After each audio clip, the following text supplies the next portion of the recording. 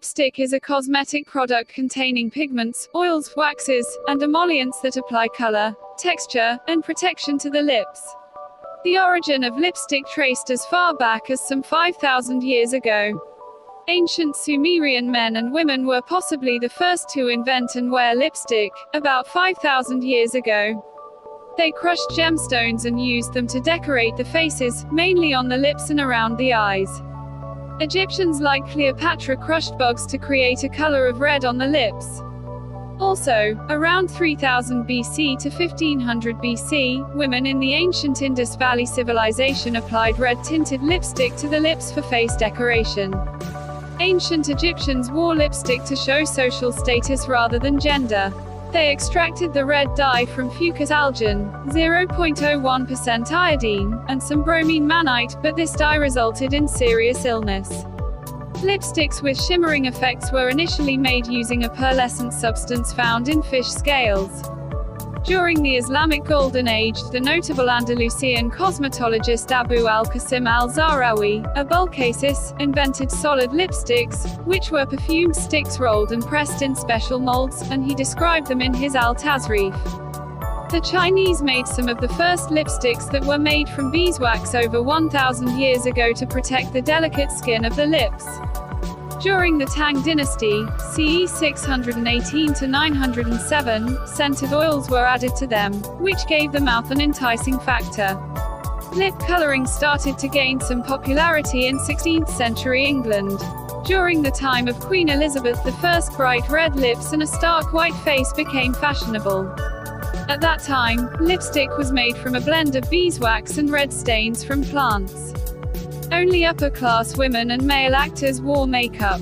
In the 19th century, lipstick was colored with carmine dye.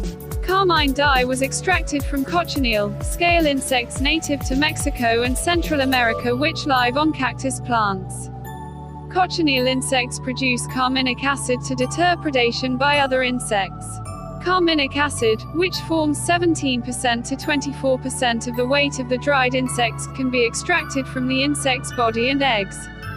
Mixed with aluminum or calcium salts it makes carmine dye, also known as cochineal. This lipstick did not come in a tube, it was applied with a brush.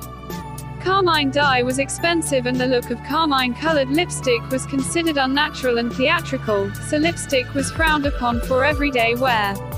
Only actors and actresses could get away with wearing lipstick. In the early 1890s, carmine was mixed with an oil and wax base. The mixture gave a natural look and it was more acceptable among women. At that time, lipstick was not sold in screw-up metal tube, it was sold in paper tubes, tinted papers, or in small pots. By 1912 fashionable American women had come to consider lipstick acceptable, though an article in the New York Times advised on the need to apply it cautiously. By 1915, lipstick was sold in cylinder metal containers which had been invented by Morris Levy. Women had to slide a tiny lever at the side of the tube with the edge of the fingernail to move the lipstick up to the top of the case, although lipsticks in push-up metal containers had been available in Europe since 1911. In 1923, the first swivel-up tube was patented by James Bruce Mason Jr. in Nashville, Tennessee.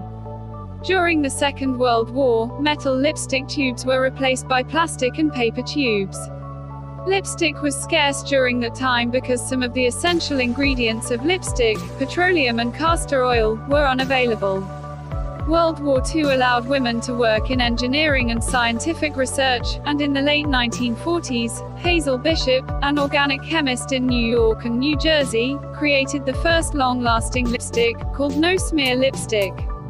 With the help of Raymond Spector, an advertiser, Bishop's lipstick business thrived.